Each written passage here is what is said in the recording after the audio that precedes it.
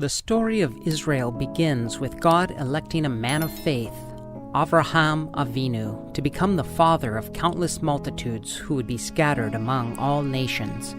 Genesis 17:5. To fulfill this, Heavenly Father built a nation of 12 tribes to carry his message of life to the world. Genesis 49. He made covenant with them at Sinai and gave them the Torah to be a light unto the nations. Exodus 19.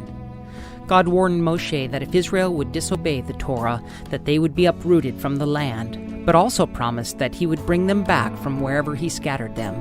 Deuteronomy 30, verse 3.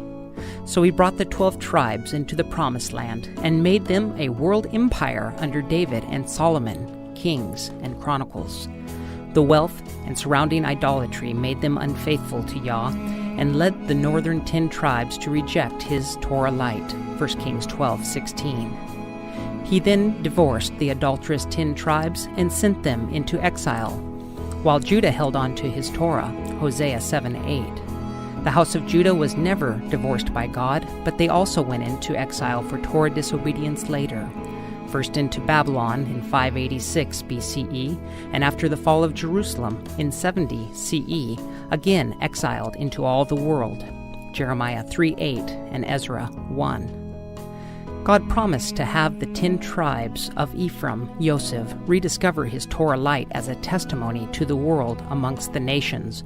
Hosea 3. Judah was brought back to the land first. Zechariah 12:7 and Amos 9:11 through 15, and the 10-tribed house of Israel is prophesied to follow thereafter and be joined to Judah in the Promised Land with David, Messiah ben David, ruling over them forever. The fact that Mashiach ben David is not yet ruling in Israel today is proof that the reuniting of Judah and Yosef, Ephraim, as seen in Ezekiel 37, hasn't fully been fulfilled yet.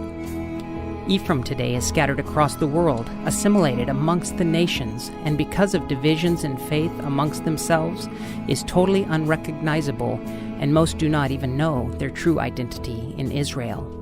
The solution? Judah has to be awakened to the fact that Yosef is alive, but it cannot do so because the Ephraim body is disjointed and unidentifiable through internal division. The solution lies in a two-pronged awareness campaign that the Commonwealth of Israel has been launching internationally.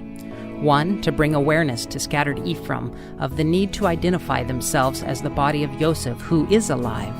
The other directed at Jews, mainly in the land of Israel, to make them aware that Yosef is alive and needs to be acknowledged by Judah. According to the Yosef metaphor in the final chapters of Genesis, it will be the descendants of Israel as called out believers who are willing to remove the pagan garb that will bring about the reconciliation of Judah and Yosef. The onus is therefore on Ephraimites and anyone regarding themselves as one of the body of Yosef. It will not happen by itself. Judah will not initiate it. It will not be done by God alone without your cooperation and acknowledgement. There can be no Israel without Yosef's return. So help us help others awaken and be reconciled today.